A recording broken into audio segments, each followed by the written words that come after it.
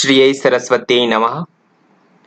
मैं दिनेश कुमार संस्कृतम भव YouTube channel पर आप सभी का एक बार फिर से हार्दिक स्वागत करता हूं।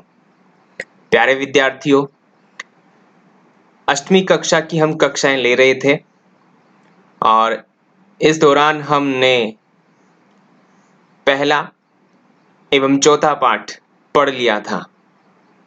ठीक है, आज की इस कक्षा में मैं लेकर आया हूं आपके लिए द्वितीयः पाठः बिलस्य वाणी न कदापि मे श्रुता। उम्मीद है कि आपको पिछले दोनों पाठ समझ में आए होंगे और आपने अच्छे से अभ्यास किया होगा। आज इस पाठ के माध्यम से आपको एक सीख मिलने वाली है, एक शिक्षा मिलने वाली है, क्योंकि यह शिक्षाप्रद कहानी है। इस पाठ से हमें क्या सीख मिलती है, कौन कौन सी बातें हमें जानने को मिलती है और यहाँ से हमें अव्यय जानने को मिलने वाले हैं, यानी अव्यय अविकारी शब्द जिन्हें बोलते हैं हिंदी में, वो संस्कृत में कौन कौन से होते हैं, कैसे होते हैं अव्यय, उनको हमें जानने को मौका मिलेगा यहाँ पे। तो आप इस वीडियो के अंत तक बने रहे हैं और इस पाठ को ध्यान से समझें एवं सुने और इसके कठिन शब्दों के अर्थ आप लिख लें। मैंने मुख्य मुख्य जो बिंदु है उनको मैंने हाईलाइट कर दिया है, जैसे पाठ के लेखक का नाम, पाठ के ग्रंथ का नाम मैंने पिंक कलर से हाईलाइट किया है और जो पाठ में आने वाले अव्यय हैं उनको मैंने पीले कलर से हाईलाइट किया है। साथ ही इस पाठ के जो मतलब कैरेक्टर हैं, यानी कि जो पात्र हैं, उनको मैंने ग्रीन रंग से यानी हाईलाइट किया है। तो आइए विद्यार्थियों, शुरुआत करते हैं हम द्वितीयः पाठः बिलस्य वाणी न कदापि मे श्रुता। इसका अर्थ देख लेते हैं पाठ के शीर्षक का। बिलस्य यानी बिलका या बिलकी, अर्थात गुफा जो होती है उसकी। वाणी यानी आवाज, न यानी नहीं, ये अव्यय है। कदापि कभी भी या कभी, ठीक है। यहां पर दो अव्यय हैं, कदा और अपि, ठीक है। में मैंने या मेरे द्वारा, श्रुता यानी सुनी गई, अर्थात बिल की वाणी मेरे द्वारा कभी नहीं सुनी गई, ये इसका अर्थ है। ठीक है, इस शीर्षक का अर्थ है। अब ऐसा क्यों कहा गया है, इसको समझने के लिए और जानने के लिए हमें इस पाठ को पढ़ना पड़ेगा। तो आइए शुरुआत करते हैं। ध्यान से देखिए, ध्यान से सुनिए। प्रस्तुत पाठ संस्कृत के प्रसिद्ध कथा ग्रंथ पंचतंत्रम, नाम क्या है, पंचतंत्रम के तृतीय तंत्र काकोलुकीयम से संकलित है। पंचतंत्र के मूल लेखक विष्णु शर्मा हैं। इसमें 5 खंड यानी 5 भाग हैं, जिन्हें तंत्र कहा गया है। इनमें गद्य पद्य रूप में कथाएं दी गई हैं, जिनके पात्र मुख्यतः पशु पक्षी हैं। अर्थात हमें पशु पक्षियों के माध्यम से, पशु पक्षियों को पात्र बना करके विष्णु शर्मा ने पंचतंत्र में अनेक ऐसी कहानियां लिखी है, जिनके माध्यम से हमें जीवन जीने की बहुत सारी कलाएं या शिक्षाएं मिलती हैं। ठीक है, आगे चलते हैं। अब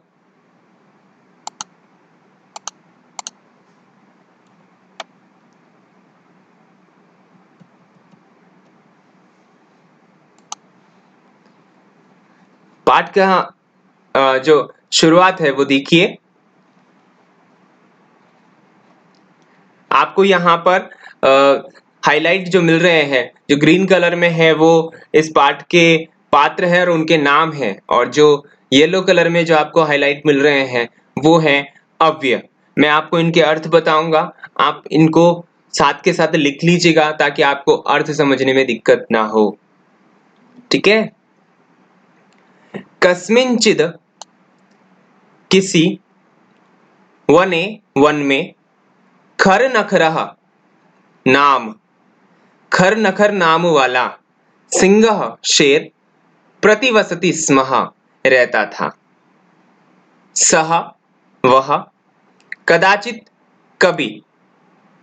यहां पर देखिए ये भी दो अवयवों से मिलकर बना है, मैंने इसको हाईलाइट नहीं किया है, फिर भी आप ध्यान रखिए। कदाचित यानी कभी, इतस्ततः इधर उधर, इतस्ततः इधर उधर, परिभ्रमण घूमते हुए, क्षुधार्तः भूख से व्याकुल, न नहीं, किंचिद अपि कुछ भी। यहां पर देखिए अपि, यहां दपि नहीं है, अपि है, आप इसको इस प्रकार समझे, अपि यानी भी। ठीक है। आहारम भोजन को, प्राप्तवान यानी प्राप्त किया, अर्थात इसका अर्थ ये हुआ कि उसने कभी इधर उधर घूमते हुए, भूख से परेशान रहते हुए या भूख से परेशान कुछ भी भोजन नहीं प्राप्त किया, अर्थात उसे कोई भी भोजन, कुछ भी भोजन नहीं मिला। ततः उसके बाद, ये भी अव्यय है, ततः यानी उसके बाद, सूर्यास्त समय, सूर्यास्त के समय, सूर्यास्त के समय अर्थात शाम के समय, एकाम एक, महतीम बड़ी, गुहाम गुफा को, दृष्टवा देखकर, सह यानी वह शेर खर नखर, अचिंतयत सोचा, अर्थात उस शेर ने सोचा। क्या सोचा? नूनम निश्चय ही, नूनम यानी निश्चय ही, एतस्याम इस गुहायाम गुफा में, रात्रौ रात्रि काल में, कोअपि कोई भी, कोअपि कोई भी। ध्यान रखिए यहां पर इसका संधि विच्छेद हम करें तो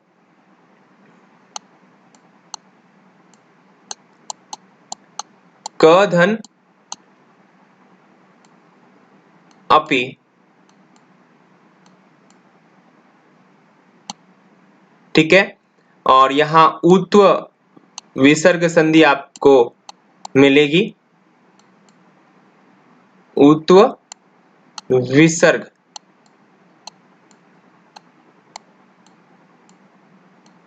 ठीक है। और एक संधि विच्छेद इसी का और हो सकता है, को धन अपि,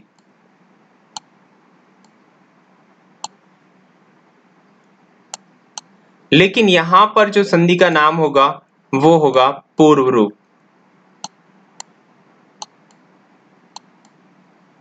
ठीक है। तो कोअपि यानी कोई भी, जीवः जीव, आगच्छति आता है। शेर ने क्या सोचा कि कोई भी इस गुफा में, मतलब निश्चय ही इस गुफा में रात्रि काल में कोई जीव आता है। अतः इसलिए, अतः इसलिए, अत्रैव यहीं पर, यहां देखिए दो अव्यय है, एक है अत्र यानी यहां, एक है एव यानी ही। ध्यान रखिएगा, अत्र यानी यहां, एव यानी ही, और इन दोनों को मिला देने से अत्रैव बनता है, अर्थात यहां वृद्धि संधि है। ठीक है। अत्रैव यानी यहां पर या यहीं, निगूढ़ो भूत्वा छिपकर, तिष्ठामि यानी बैठता हूं, यानी यहीं पर छिपकर बैठता हूं। इति यानी ऐसा, यह भी अव्यय है। इति का मतलब है ऐसा। ठीक है, समझ में आ गया होगा आई थिंक। आगे देखते हैं। एतस्मिन इसी, अंतरे दौरान या बीच में, इसी बीच में। ठीक है, गुहाया गुफा का, स्वामी मालिक, दधिपुच्छ जिसका नाम क्या है दधिपुच्छ। ठीक है, दधिपुच्छ नामकः नाम वाला, श्रृगालः शियार, समागच्छत यानी आया। इसी बीच गुफा का स्वामी श्रृगाल आया। स वह, च और, च यानी और, च यानी और, यावत यानी जहां तक या जितना। ठीक है, दोनों अर्थ होते हैं। तो जहां तक, पश्यति यानी देखता है, तावत तब तक या वहां तक, सिंह यानी शेर, पद यानी पैर, पद्धति यानी चिन्ह। सिंह पद पद्यति अर्थात सिंह के पैर के चिन्ह या पद चिन्ह बोल सकते हो। गुहायाम गुफा में, प्रविष्टा प्रवेश करते हुए, दृश्यते यानी देखा, यानी जाते हुए, गुफा में प्रविष्ट करते हुए को देखा, यानी शेर के चिन्हों को गुफा की ओर जाते हुए देखा। न नहीं, च और नहीं, बही यानी बाहर, बही यानी बाहर, आगताह यानी आते हुए, यानी बाहर आते हुए नहीं देखा। यहां पर देखिए ये श्रृगाल नजर आ रहा है और ये पैर के चिन्ह और ये अंदर शेर है, लेकिन बाहर आते हुए नजर नहीं आ रहे। ठीक है, आगे देखिए। श्रृगालः शियार ने, अचिंतयत सोचा, विचारा, अहो अरे, अहो यानी अरे, विनष्टो अस्मि मैं तो नष्ट हो गया, मैं तो नष्ट हो गया, विनष्ट हो गया, समाप्त हो गया। ठीक है, कैसे? नूनम निश्चय ही, अस्मिन इस, बिले बिल में, सिंह शेर, अस्तीति है ऐसा, तर्कयामी सोचता हूं। निश्चय ही इस बिल में शेर है ऐसा, तर्कयामी यानी सोचता हूं, ऐसा विचारता हूं। ऐसा किसने सोचा? ऐसा सोचा शियार ने। ठीक है, आगे देखिए।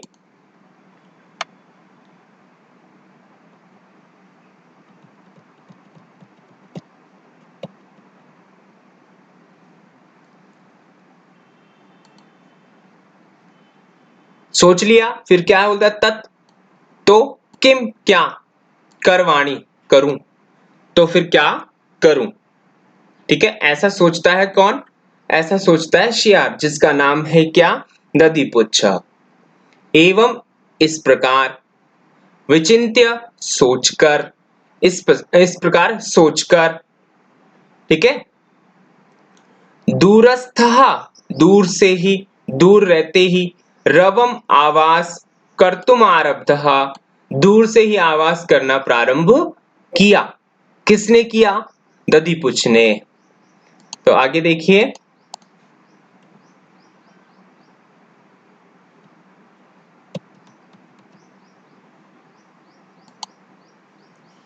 अच्छा, दूर से ही आवाज करना प्रारंभ किया और क्या आवाज की?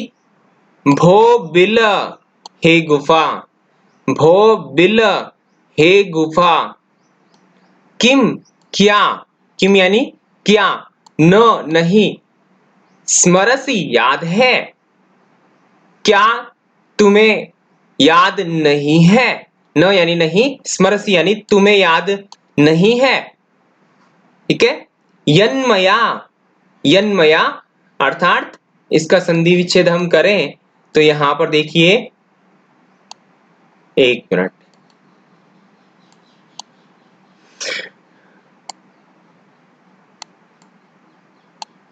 यत और मया,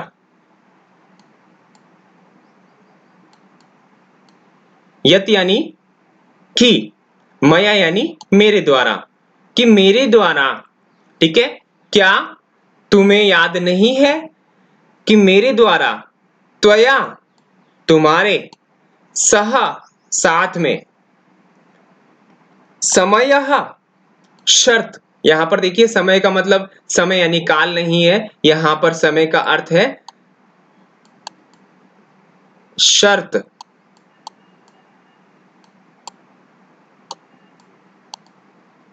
ठीक है, अर्थात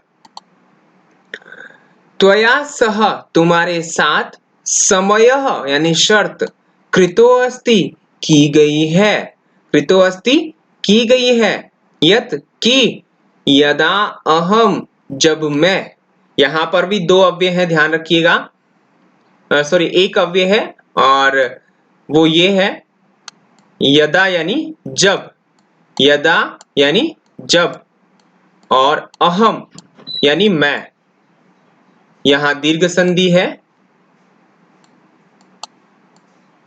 ठीक है, यानी जब मैं बाह्यतः बाहर से, बाह्यतः बाहर से, प्रत्यागमिष्यामि लौटकर आऊंगा, तदा तब, त्वम तुम, माम मुझको, आकारयिष्यसि बुलाओगी। तुम्हारे और मेरे बीच में क्या शर्त हुई थी कि जब भी मैं बाहर से आऊंगा तो तुम मुझे आवाज दोगी या मुझे बुलाओगी।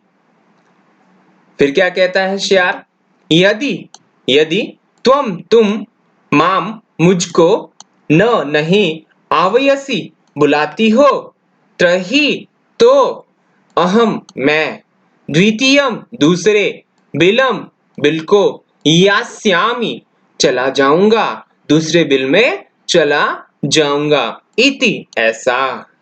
ऐसा कौन मतलब गुफा को कहता है, ऐसा कहता है दधिपुच्छः, अर्थात शियार ऐसा कहता है।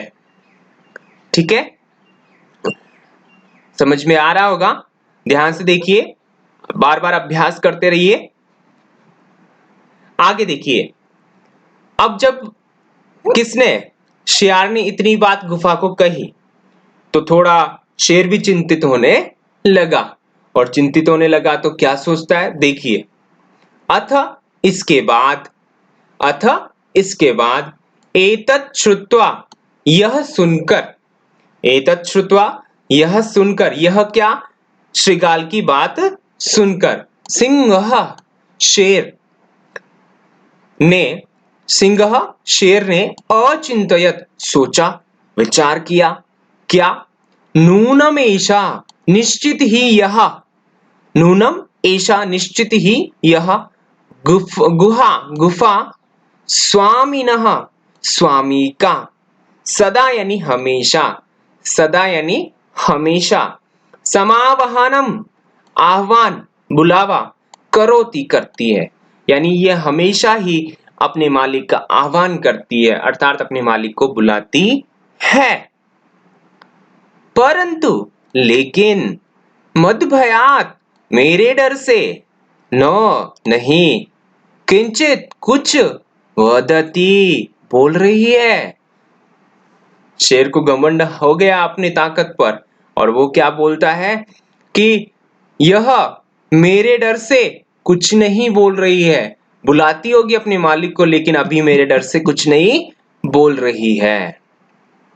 तो आगे शेर कहता है, अथवा या, अथवा का मतलब या, साध्विदम, यहां पर देखिए साध्विदम, इसका संधि विच्छेद करेंगे तो साधु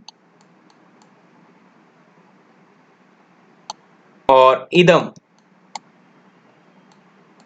यहां यण संधि है, साधु यानी सही या सच, इदम यानी यह सच है या यह सही है, उच्यते कहा गया है, अर्थात यह सही कहा गया है, यह सही कहा जाता है। क्या सही कहा जाता है, आगे देखिए, भय संत्रस्त मनसाम हस्तपादादिकाः क्रिया प्रवर्तन्ते न वाणी च वेपथुश्चादिको भवेत्।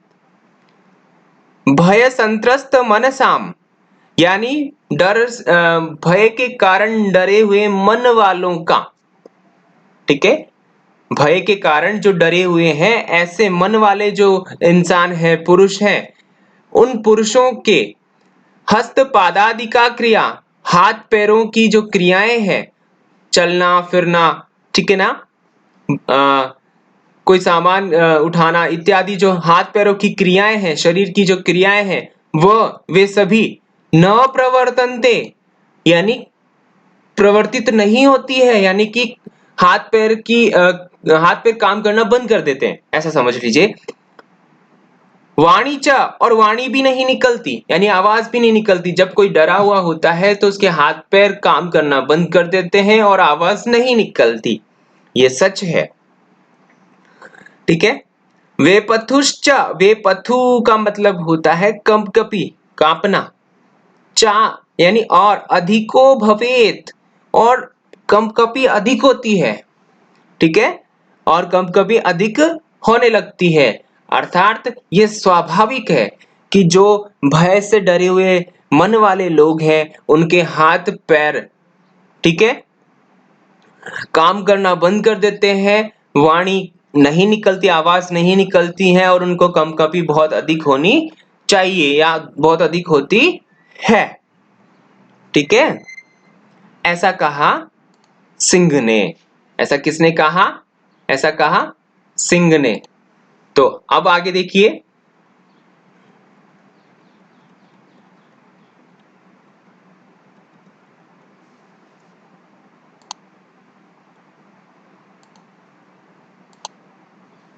हाँ आगे देखिए, तद अहम, तो मैं, अस्य, इसका, आह्वानम, आह्वान, करोमि, करता हूं।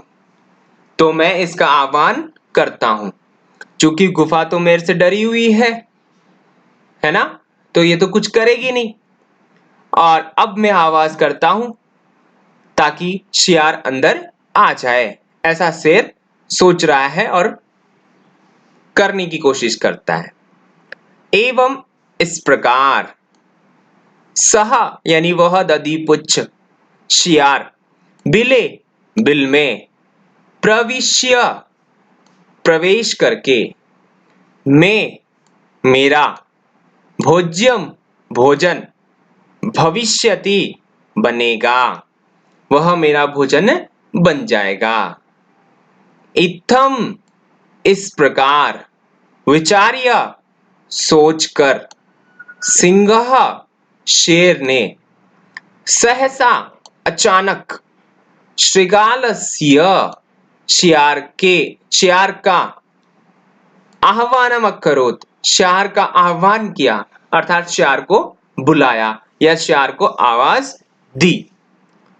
सिंहस्य, शेर की, उच्च गर्जन प्रतिध्वनिना, ऊंचे गर्जन की प्रतिध्वनि से, उल्टी आवाज से, सा वह, गुहा गुफा, उच्चई जोर से, उच्चई यानी जोर से, श्रृगालम श्रृगाल को, आवयत बुलाई, यानी उस गुफा ने जोर से श्रृगाल को आवाज दी। अनेना इससे, अन्येपि दूसरे भी, पशवः पशु जो थे वहां पर, जानवर जो थे वो वे सब, भयभीताः अभवन डर गए, भयभीता अभवन यानी डर गए, भयभीत हो गए।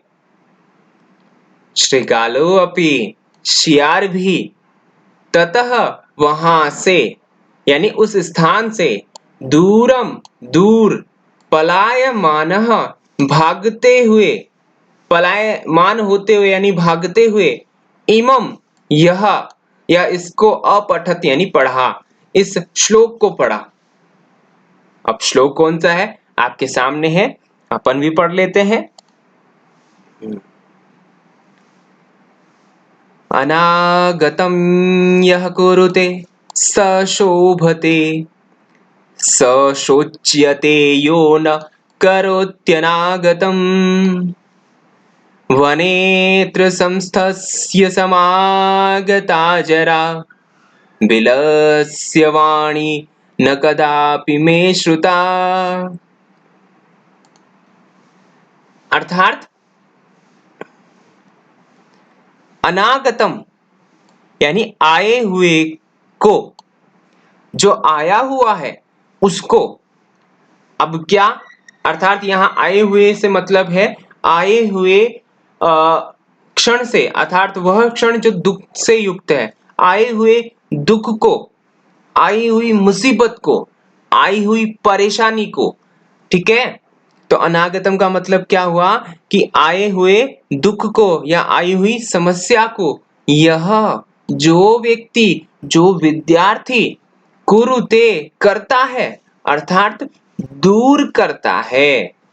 ठीक है, जो विद्यार्थी आई हुई समस्या को दूर करता है, सह वह विद्यार्थी, वह व्यक्ति शोभते सुशोभित होता है, अर्थात प्रसन्न रहता है। ठीक है, फिर आगे है सह वह विद्यार्थी या व्यक्ति शोच्यते सोचनीय रहता है, यानी सोचता रहता है, या वह व्यक्ति की स्थिति शोचनीय हो जाती है, अर्थात वह सुखी नहीं रहता। यो जो यानी जो व्यक्ति, जो विद्यार्थी न नहीं करोत्यनागतम, यहां इसका संधि विच्छेद देखिए, करोति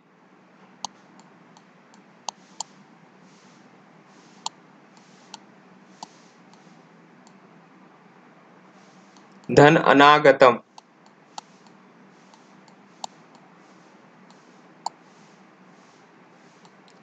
ठीक है, करोति यानी करता है, अनागतम यानी आए हुए का, अर्थात जो दुख आ गया है उसको करोति यानी दूर करता है, न यानी नहीं दूर करता है, ऐसा व्यक्ति सोचनीय होता है, अर्थात वह हमेशा अप्रसन्न रहता है।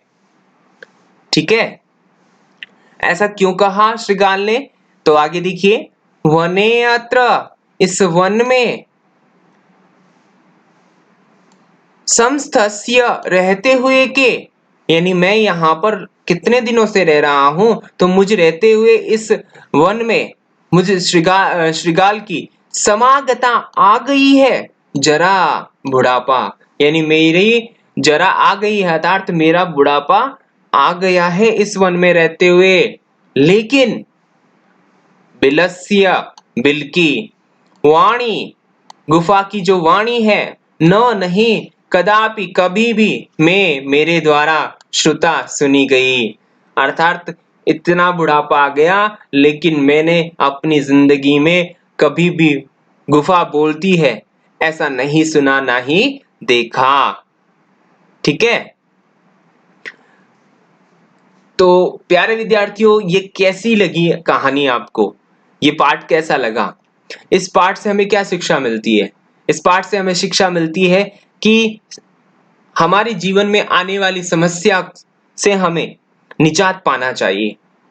ठीक है, अगर हम उस समस्या को दूर कर लेते हैं तो हम हमेशा प्रसन्न रहेंगे, और यदि उस समस्या को हम समाधान नहीं कर पाते, उस समस्या को दूर नहीं कर पाते, तो हमेशा हम परेशान रहेंगे, यानी कि हम अप्रसन्न रहेंगे, हमेशा सोचते रहेंगे। अतः हमें जीवन में आने वाली हर समस्या का सामना करना चाहिए, उसे दूर करने का भरसक प्रयत्न करना चाहिए। यही सीख ये पाठ आपको देता है, और मुझे उम्मीद है कि आपने ये सीख अपनाई, मतलब आप ये सीख अपनाएंगे। तो ये तो था आपका पाठ। अब आगे बात करते हैं प्रश्न उत्तरों की, वो देखिए।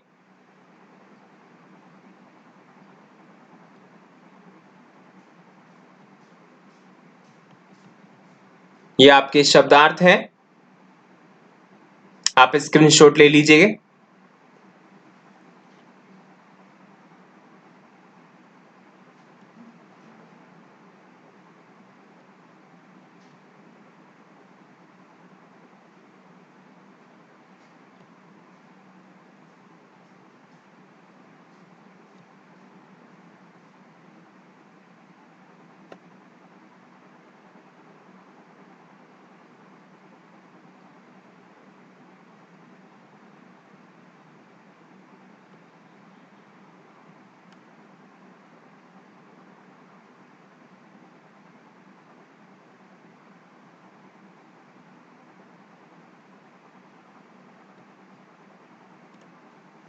इन प्रश्नोत्तरों को करने का प्रयास करें और अगर कोई समस्या हो तो आप जरूर पूछें।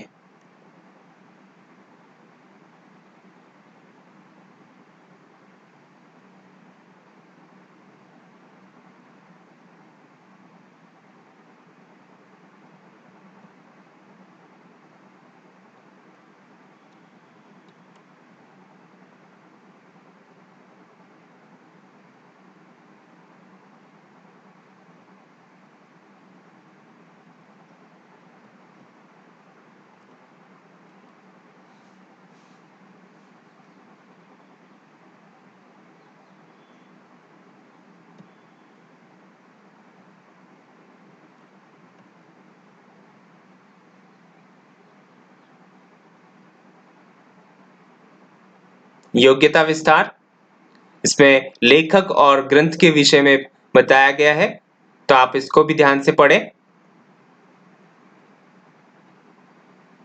ये व्याकरण, जिसमें मैंने कहा अविकारी शब्द यानी अव्यय जो मैंने हाईलाइट करके दिए हैं उनको लिखे और उनके अर्थ लिखे।